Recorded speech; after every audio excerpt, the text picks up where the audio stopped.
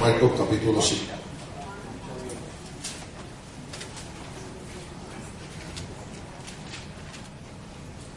Cuando lo tenga, dígame.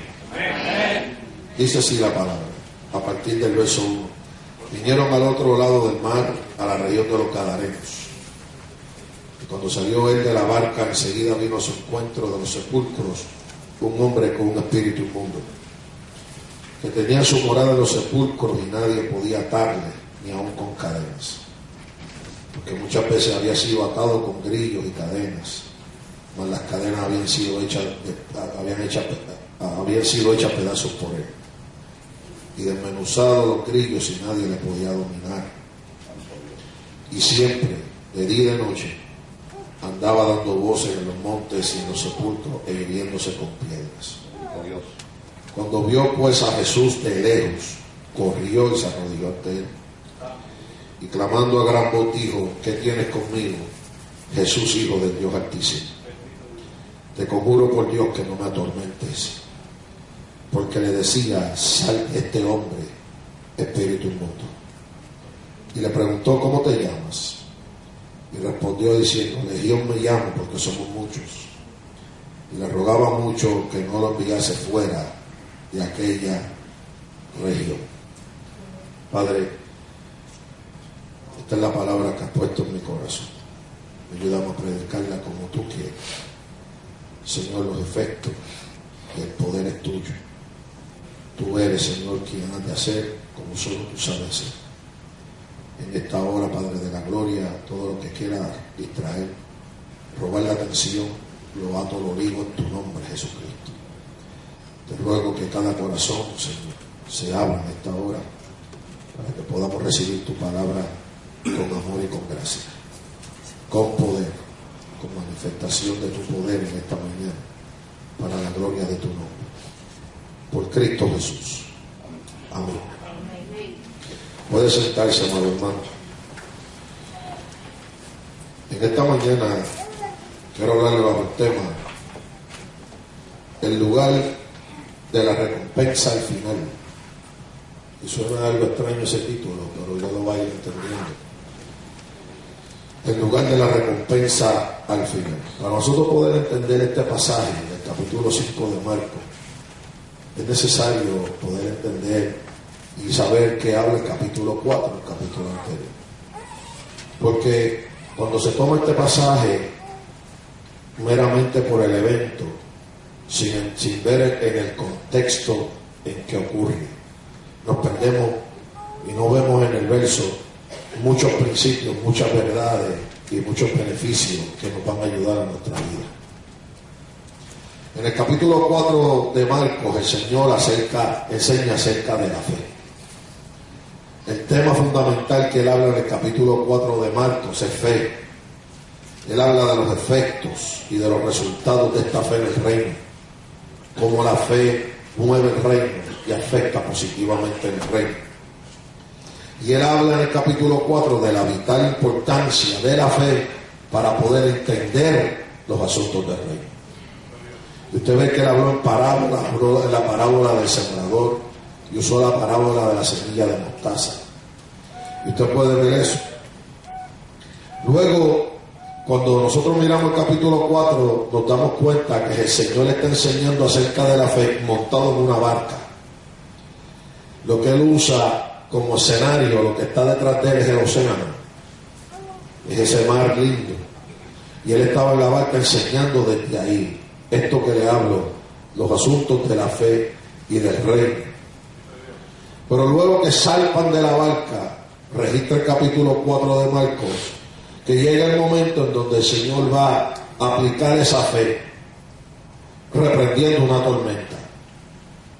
Él reprende una tormenta.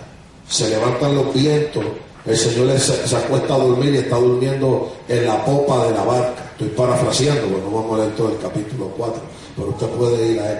Él estaba durmiendo en la popa de la barca, y los discípulos, al ver la tormenta y al Señor dormido, se escandalizan, se llenan de temor y comienzan a dudar todas aquellas palabras que han oído de fe. Antes de zarpar, había llegado el momento de ponerla en práctica, aplicarla, y ellos fallan, ellos no tienen fe.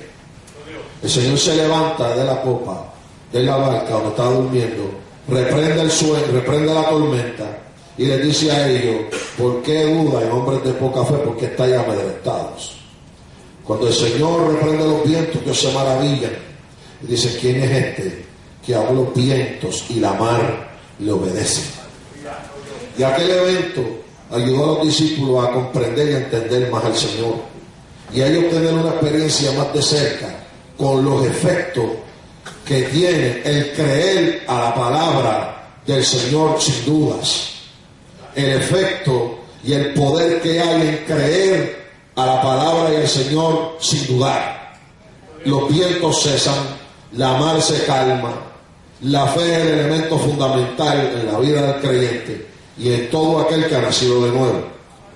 Ahora, en el capítulo 5 es donde ellos encallan, donde ellos entran, luego que cruzan la tormenta del mar y llegan a otro lugar, a la región de los Gadarenos.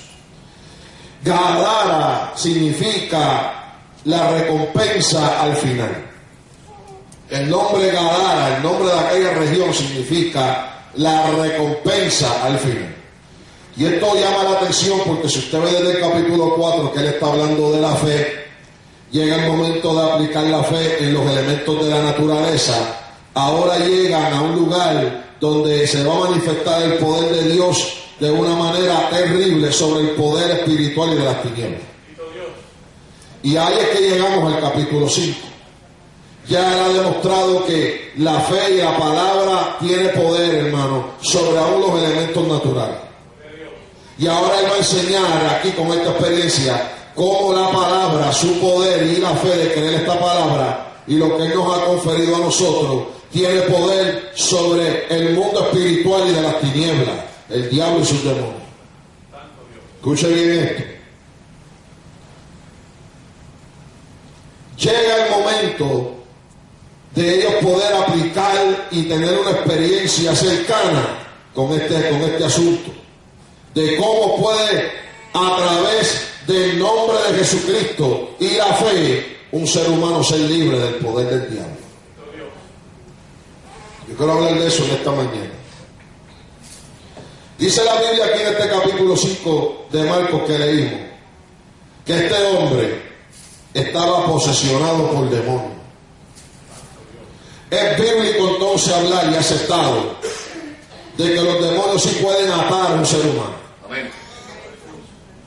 Cristo está aquí presente y dice el evangelista Marcos que este hombre vino a Jesús y estaba atado, tenía un espíritu inmundo, un espíritu que no es de Dios, un espíritu inmundo, un demonio, usted le quiera llamar, diablo, como usted le quiera llamar.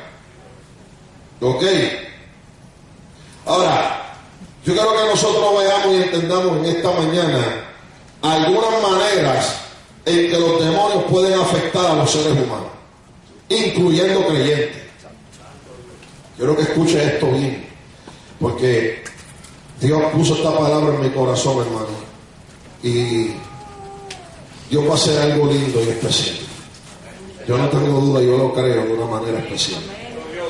En esta mañana alguien tiene que escuchar esta palabra, porque hay muchas maneras en que los demonios afectan la vida de los seres humanos. Una es la influencia demoníaca, y esto ocurre a través de las tentaciones. Cuando él tienta para tentar con lo externo, él influye. Y todos, aún los que estamos aquí que somos cristianos, tenemos que cuidarnos de las tentaciones. Si no fuese así tan importante esto, Cristo no nos hubiera enseñado diciendo en el Padre Nuestro: y líbranos de la tentación y guárdanos del mal. A sus discípulos, a los cristianos, a los que creyeron en él, él nos enseñó diciendo: cuídame de la tentación, guárdanos de tentación. Porque la tentación es una manera del demonio influenciar la vida de un creyente, de un ser humano. Y estas tentaciones llegan con el propósito de influenciar no solamente en el alma, sino también para él reforzar patrones de pensamiento en la mente de los seres humanos. Hay personas que se han acostumbrado a pensar de cierta manera, donde el enemigo influencia, como que sopla a esos pensamientos que no dejan al ser humano ser libre de esa manera de pensar y al ser humano poder ver la gloria y la mano de Dios y poder sus ojos abrirse a la fe de Cristo. Y se mantienen esos pensamientos encerrados y esas personas llegan a decir: es que yo no soy así, esto es parte de mi carácter, esto es parte de mi personalidad. Y realmente lo que son adopciones de unos patrones de pensamiento que han estado influenciados por el enemigo, muchas veces a través de patrones de crianza, a través de cosas que se han aprendido. Hay mucho pensamiento que es conducta aprendida, que ha sido influenciada y orquestada por los demonios y por Satanás, el diablo. Hay personas que por experiencias que han tenido en el pasado nunca han podido realmente desarrollar una fe cristiana fuerte y sólida, porque han mantenido patrones de pensamiento encerrados. La Biblia le llama a eso, que dice, se llama que son fortalezas. La Biblia dice que las armas de nuestra milicia no son carnales, sino poderosas en Dios para destrucción de toda fortaleza. Esos pensamientos que uno hace como un castillo de ellos, y dice, aleluya, y todo argumento, todo pensamiento que se levante en contra del conocimiento de la verdad. Santo Dios. Esta influencia satánica, el medio que él usa y el arma que él usa es el temor, y esto lo hace para que el hombre cree codependencia de algo y crea adicciones a algo y crea algún comportamiento compulsivo. No, usted no me está escuchando. Comportamiento compulsivo, una adicción, una codependencia, una muleta, un bastón espiritual, emocional. Esta influencia la manipula Satanás, el diablo. Y cuando nosotros, la gente, el ser humano, aún creyente, claudican en la fe, se le debilita la fe. Esta influencia, hermano mío, son puertas que se abren. Bendito Dios. Son puertas que se abren. Esto comienza con una influencia. Este hombre del capítulo 5 de Marcos no salió así. O sea, el proceso de él llegar a estar en esa condición de endemoniado no fue de la noche a la mañana, es un proceso. Este hombre tuvo que haber sido primero influenciado, luego oprimido, que es la otra parte a la que quiero ir. La otra manera en que los demonios pueden afectar al ser humano a través de la opresión. Opresión no es posesión. Opresión, influencia y opresión. Le hablé de influencia, le voy a hablar de opresión. La opresión puede ocurrir a través de enfermedades. Vea Lucas 11:14 conmigo un momento. Lucas 11:14. Este lo quiero respaldar bien con la Biblia. Alabado Dios. Porque no toda enfermedad es una opresión, pero una enfermedad puede ser usada como opresión. Dios. Hay enfermedades que vienen de índole genético, hay enfermedades que surgen de índole patológico, o sea, por el mismo cuerpo físico que se desgasta, se envejece, eso ocurre. Pero cuando esas enfermedades y ese proceso de envejecimiento o estas enfermedades en nuestros cuerpos, nosotros no utilizamos el antídoto número 1, que es la fe, el enemigo la utiliza para oprimirnos. Dios. Hello. Dice Lucas 11:14 que estaba Jesús echando un demonio que era mudo. Y aconteció que salió el demonio, el mudo habló y la gente se maravilló. Era mudo no porque patológicamente era mudo porque tenía un espíritu mudo, dice la Biblia. Bendito Dios. Vaya conmigo un momento a Lucas 13:11. Ahí mismo en Lucas. Capítulo 13, verso 11. Mire lo que dice aquí la Biblia. Y había allí una mujer que desde hacía 18 años tenía espíritu de enfermedad. Bendito Dios. Espíritu de enfermedad. Y andaba encorvada. Y en ninguna manera se podía enderezar. Cuando Jesús la vio, la llamó y le dijo: mujer, eres libre de tu enfermedad. Y le puso las manos sobre ella y ella se enderezó luego y glorificaba a Dios. Un hombre mudo que era porque era oprimido por un demonio mudo o le causaba mudez. Y aquí había una mujer jorobada, encorvada por la opresión de un espíritu. Cristo no le dijo: sé sana. Cristo le dijo: sé libre. Amén. Cuando Cristo decía sé sano, eran sanos. Pero en esta ocasión el Señor no usó la palabra sano, dijo: sé libre. Amén. Con toda gloria a Jesús de Nazaret. Gloria a Dios. Escuche bien esto. Estas enfermedades, el enemigo las puede usar para oprimir la vida de los creyentes. Si usted va a Marcos capítulo 9, vaya a Marcos capítulo 9 y vamos a ver esta opresión. Marcos capítulo 9, versículo 17. Gloria a Jesús de Nazaret.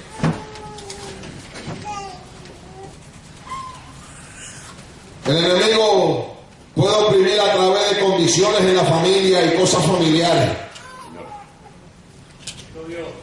Hay opresiones, hay espíritus opresores. Espíritus opresores que oprimen familias, que atacan hijos, que atacan esposos, atacan esposas, atacan mamá, atacan para oprimir. Escuche esto bien. Dice: respondiendo uno de la multitud, dijo, verso 17: maestro, trae a ti mi hijo, que tiene un espíritu mudo. Estamos hablando del mismo caso de Lucas, pero mire otros elementos aquí. El cual donde quiera que le toma le sacude y echa espumarajo y cruja los dientes y se va secando, y diga a tus discípulos que le echesen fuera, y no pudieron. Y respondiendo él les dijo: oh generación, ¿qué dijo ahí? Incredulidad significa que no tiene fe. Amén. Eso significa incrédula, que no es crédula. Y creer es fe. Amén. Y él le dice: oh generación incrédula. Él está hablando de que falta fe ahí. Y le pregunta: ¿hasta cuándo he de estar con vosotros? ¿Hasta cuándo he de soportar? Traérmelo. Y se lo trajeron, y cuando el espíritu vio a Jesús, sacudió con violencia al muchacho, quien cayendo en tierra se revolcaba echando espumarajo. Alabado sea Dios. Bendito Jesús. Escuchen bien esto. Jesús le preguntó al Padre, verso 21, ¿cuánto tiempo hace que le sucede esto? Y él le dijo: desde niño. Fíjate que cuando el Espíritu ve a Jesús, se manifiesta. Empieza a botar espuma al muchacho y lo sacude con violencia. Ahí no dice el relato que el Señor inmediatamente fue a reprender el demonio o la opresión demoníaca que había sobre la casa de aquel hombre y en la vida de aquel muchacho, sino que el Señor le pregunta al papá desde cuándo le ocurre. El Señor quiso indagar para darle a nosotros un ejemplo en estos procesos de cómo las opresiones trabajan. El Señor lo sabía, pero ¿por qué le pregunta? Para que hoy nosotros podamos tener luz y podamos entender estos asuntos. Amén. Con más claridad. Y él le dice: desde niño este padre ve que su hijo tiene este problema, y ahora a esta edad es que él empieza a buscar ayuda. El problema